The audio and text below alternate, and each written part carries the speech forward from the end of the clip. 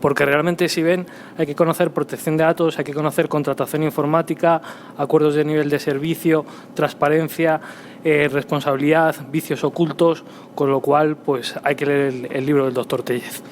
Empezando por ahí. Continuando con las cuestiones que vamos a ver en concreto, sí he traído algunos ejemplos específicos.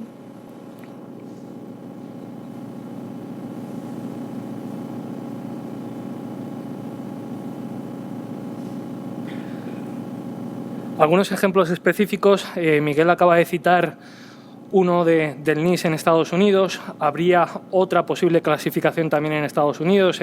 Justo en 2014 aprobó un nuevo sistema de clasificación, en Reino Unido, pasando de 7 a 3 niveles, como decía Miguel, en el caso de la Unión Europea. Justo el Reino Unido lo que hizo fue clasificar la información en oficial, secreta y supersecreta. La clasificación en concreto la tienen ahí. También en el caso de Estados Unidos cabría resaltar el criterio de asignación de niveles de impacto potenciales, que serían en concreto 3 potenciales niveles: bajo, moderado y alto. También es otra referencia del NIS, con lo cual, dependiendo de qué criterio tengamos, podremos tener una clasificación que tenga más niveles o menos niveles de clasificación de dicha información. Lo fundamental, lo importante en estos casos es lo que comentaba Miguel sobre la sensibilidad. Lo que tenemos que ver es cómo de sensible es el dato, esa información, esos datos personales, para así tomar una decisión tras llevar a cabo un proceso de evaluación de la sensibilidad de esos datos personales. Si pensamos, por ejemplo, en salud, pues obviamente serán datos sensibles, datos que pueden afectar a la población o pueden afectar investigaciones médicas, como decíamos, pues en manos del sector público, con lo cual es un criterio relevante e importante a tomar en consideración en ese caso. Habrá otros datos, obviamente, que no entren dentro de sensibles, pero bueno, también puede haber información relevante, como decía Miguel, que haga referencia a temas económicos, de seguridad económica o más allá de seguridad nacional, incluso cuestiones económicas vinculadas con la seguridad nacional. Y en el caso de España, actualmente lo que tenemos son 3 niveles de medidas de seguridad, por el Real Decreto 1720/2007, que desarrolla la Ley Orgánica de Protección de Datos, y ahí podemos encontrar esa clasificación que también es, en atención a las medidas de seguridad, niveles básico, medio y alto. Habrá que ver, no obstante, en el caso de España, qué es lo que ocurre con el Reglamento General de Protección de Datos de la Unión Europea, porque seguramente va a desplazar ese reglamento y a lo mejor perdemos esta clasificación, que no obstante, la ventaja de no tenerla en una regulación o en una ley como tal es que a través de documentos de políticas de clasificación de la información que puedan generar el sector público, pues se pueden mantener dichas clasificaciones. De hecho, si ven ahí, hay apuntado un documento, esta clasificación está apuntada en un documento que es una guía de seguridad dirigida a administraciones públicas en cuanto al uso de la nube, y obviamente lo que hace es referencia a un esquema nacional de seguridad que tenemos en España para las administraciones públicas, que lo que lleva a decir en última instancia es que hay que cumplir con la normativa sobre protección de datos personales, también obviamente en el caso de las administraciones públicas, y sigue en concreto ese reglamento. Van a tener que ver también, seguramente, si se dedican a esto, pues algunos mitos y algunas leyendas que hay que desterrar de alguna manera. Fíjense que lo que tienen aquí es una guía para clientes de servicios de cloud computing de la Agencia Española de Protección de Datos. Ha emitido hasta la fecha varios documentos relacionados con la nube. Uno es concretamente esta guía dirigida para clientes de servicios de cloud computing, y lo que nos dice, por ejemplo, en la misma expresamente, y lo he subrayado, es que la transferencia de datos a servicios de computación no excluye en principio a ningún tipo de dato. Es más, podríamos pensar que incluso los datos de salud me los puedo llevar también a la nube, siempre y cuando hagamos uso, por ejemplo, como decía Miguel, de un modelo de servicio de nube que sea pues una nube privada en este caso. Y continúa diciendo la Agencia Española de Protección de Datos, siempre que haya un balance positivo entre los riesgos asumidos, es decir, el riesgo que como titular de los datos, como responsable de ese tratamiento, titular de esa base de datos, estoy asumiendo a la hora de hacer uso de la nube en ese caso, y las salvaguardas, es decir, las garantías que me está dando el prestador o el proveedor de servicios de nube. Miguel ha hecho referencia a la ISO 27001, a, por ejemplo, la ley HIPAA de Estados Unidos, que establece requisitos muy específicos en materia de seguridad, con lo cual, si me aseguro previamente que el proveedor o prestador de servicios está cumpliendo con esa normativa a través de esas medidas técnicas, pues incluso puedo encontrarme en la práctica con que el proveedor de servicios de nube me está dando mucha mejor seguridad que la que yo pueda tener realmente como organización en la práctica. Me puedo encontrar que incluso puedo acceder a mejores medidas de seguridad que las que yo pueda implementar incluso con el marco normativo o regulatorio que esté siguiendo como organización. ¿Por qué? Volvemos a las economías de escala, volvemos a que el proveedor de servicios de nube está mucho mejor preparado.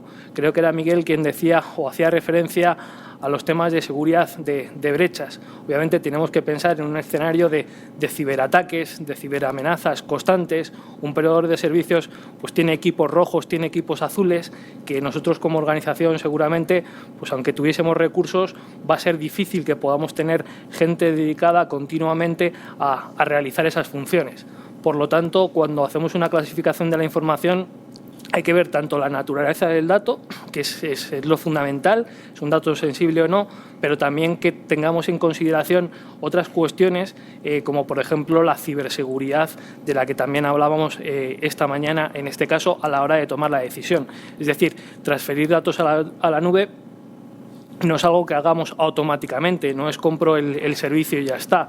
Es un proceso de toma de decisión, es una toma de decisión en la que tengo que tener en consideración cuestiones jurídicas, entre ellas, obviamente, pues los temas de clasificación de información específica, pero también otras cuestiones relacionadas con el uso de servicios de nube en este caso. Y termina la Agencia Española de Protección de Datos pues diciendo, vamos a ver esas salvaguardas, esas garantías en forma de medidas organizativas y técnicas proporcionadas por el proveedor. Son las medidas de seguridad que me está dando el proveedor. De hecho, debemos ver que tanto en la ley costarricense, aunque creo que era en el reglamento, como por ejemplo en la ley de España, me ha llamado la atención, pues dicen no harás uso de bases de datos que no cumplan con medidas de seguridad. Cuando hacemos uso de servicios de nube, debemos pensar también que en cierta medida es algo de lo que veníamos haciendo uso hace muchísimo tiempo. Los documentos clasificados no se dejan en cualquier lugar. Unos a lo mejor sí pueden estar encima de una mesa en determinadas circunstancias, otros que tienen que estar guardados bajo llave. Ese esquema debemos trasladarlo también a la nube. ¿Qué información, por alguna razón muy específica, debo tener en mi propia organización, incluso tanto por temas de seguridad como por temas otras cuestiones que pueda haber de acceso a esa información y qué otra información puedo poner en manos de ese tercero? Obviamente todas las administraciones públicas desde hace décadas vienen utilizando servicios de terceros para guardar la información. No todas las administraciones tienen la posibilidad, o todo el sector público tiene la posibilidad de dedicar edificios o partes de edificios al archivo de documentación. Obviamente necesito cada vez más recurrir a ese proveedor de servicios de nube y hacer esa clasificación adecuada a la información antes de transferir la información. Y obviamente a lo largo del tiempo pues verificar, revisar que esa clasificación es la correcta y que tengo la información correcta en la nube en ese caso. Por ponerles algunos ejemplos más de cuestiones que se han hablado, este es un caso específico de uso de la nube y datos financieros en el Reino Unido.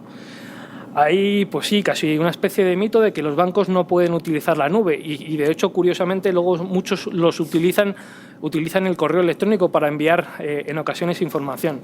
En este caso, este documento es de una autoridad financiera, de conducta financiera del Reino Unido, es un sistema específico. Es una autoridad reguladora porque tiene encomendadas las funciones de autoridad reguladora, pero si ven lo que nos viene a decir expresamente en este documento, en esta guía sobre nube del año 2015, en concreto es que no ven una razón fundamental por la que no se pueda hacer uso de servicios de nube, y entre paréntesis dice incluso incluida la nube pública, para por parte de las entidades financieras, siempre y cuando se cumpla con las reglas establecidas, que son las reglas aplicables a todo. Es más, no tenemos que pensar en nube como esa cuestión específica, sino tenemos que pensar en el uso de tecnologías de información en general, que es lo que nos va a permitir también pues, hacer esa correcta clasificación. Aquí, como vemos, el ejemplo de esta autoridad es que puedes llevar datos de servicios financieros a la nube siempre y cuando pues, se den de nuevo las garantías adecuadas.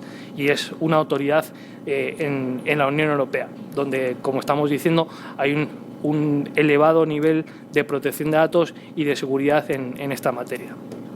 Otro ejemplo pues sería un documento específico que hay para uso de la nube por gobiernos y seguridad en la Unión Europea, de la Agencia Europea de Seguridad de las Redes y de la Información. Ahí nos encontramos 4 ejemplos concretos de posibles clasificaciones de la información en función del riesgo. El primero de ellos es el de Reino Unido, al que ya hemos hecho referencia, que clasifica la información como oficial, secreta y súper secreta. Luego tendríamos, por ejemplo, Grecia, los 4 tipos de datos: públicos, internos, confidenciales y datos especiales. Tendríamos también otra clasificación de la información en baja, media y alta, y de nuevo la de España, del Reglamento de Medidas de Seguridad, que, como les he dicho antes, es la que se utiliza también en las administraciones públicas. Bueno, pues estos son diferentes criterios que se pueden utilizar a la hora de clasificar información, y es necesario volver a insistir en la importancia de que esos criterios realmente tienen que estar en políticas, desarrollados en documentos que permitan responder a las necesidades del día a día de las organizaciones. Si nos vamos a una ley, lo único que vamos a conseguir es establecer una norma demasiado estricta, con poca posibilidad de poder hacer cambios en caso de que sea necesario, y por lo tanto es muy recomendable que sea a través de esas políticas para que así sea totalmente práctico. Otro ejemplo, pues aquí tenemos a Andrea y al doctor Tellez, que nos podrán confirmar el uso de la nube por el SAT, que tiene importantes beneficios para los contribuyentes mexicanos. Los datos de todos los mexicanos están en la nube, pero están en una nube segura que cumple con unos requisitos elevados, tanto de seguridad como de protección de datos personales. Déjame aclarar que el SAT es la agencia tributaria de México, y por lo tanto esos son datos de todos los ciudadanos mexicanos, y estamos hablando de datos tributarios y están en la nube. Entonces es interesante. Por favor, continúa con el ejemplo. Sí, y además pues estamos hablando de 100 millones de ciudadanos, seguramente. Bueno, no sé cuántos harán declaración de la renta, pero estamos hablando de varias decenas de millones de ciudadanos en este caso. Y como ven, además, pues recientemente sacaron una nota de prensa en la que el SAT mismo, el Servicio de Administración Tributaria, lo que está haciendo es llamar la atención sobre la necesidad por ellos mismos del uso de la nube. Sin la capacidad, de nuevo, de capacidad de cómputo, capacidad de recursos informáticos que le ofrece la nube, pues hacer la declaración de la renta en México sería una auténtica locura en este caso. Pues aquí tenemos este ejemplo más. Avanzando, bueno, pues aquí hay otro ejemplo. En este caso en concreto me voy a permitir citar a Microsoft en particular. Pues ahí tienen un buen documento de Microsoft con una clasificación de nuevo en 5 niveles, que puede quizás ser similar a la que comentaba Miguel antes en relación con el NIS. Como ven, tenemos un nivel 1 con información extremadamente sensible, seguridad nacional, pues requiere una nube privada. Niveles 2 y 3, restringida, nivel 2 restringida, pública, controles de seguridad robustos. Nivel 3, información de uso interno relacionada con trámites o servicios en concreto, pues se puede hacer uso de una nube pública. Información anonimizada, pues cuando no hay datos obviamente personales, también puedo hacer uso de esa nube pública. Y por último, datos públicos, open data, gobierno abierto, cuestiones en este sentido que también hacen que sea viable o posible el uso de una nube pública, porque además es la que mejor capacidad de respuesta va a dar en esas situaciones. De nuevo, es necesario insistir en que hay varios criterios de clasificación de la información. Lo fundamental es ver la sensibilidad del dato, qué naturaleza tiene ese dato personal, pues jugar con la clasificación de datos de la ley de Costa Rica, y obviamente pues también vincularlo, no solo atender específicamente a la sensibilidad del dato, sino sumar la seguridad o los controles que necesiten en ese sentido. Y por último, pues insistir en algunos estándares internacionales que también pueden ser relevantes en esta cuestión. Se ha citado ya antes el 27001 de ISO para seguridad, pero obviamente como seguridad también tiene una clasificación de información. Y otros proyectos que existen actualmente, en el caso de ISO, pues ahí tienen la 19944, dirigida específicamente a computación en la nube y el flujo de los datos entre dispositivos y servicios de nube. Esa norma ISO, ese estándar, puede que también incluya una clasificación de datos y de información relevante y que se debería tener en consideración junto con los desarrollos del NIS y las clasificaciones que hemos dicho anteriormente. Y simplemente como conclusiones, pues de nuevo, sensibilidad. Una buena clasificación de los datos es fundamental en dos sentidos, tanto para garantizar la transparencia, para promover la transparencia, pero también para adoptar medidas de seguridad adecuadas. E incluso diría, podemos añadir también que esa clasificación de la información va a permitir una mejor defensa, una mejor garantía del derecho fundamental a la protección de datos personales.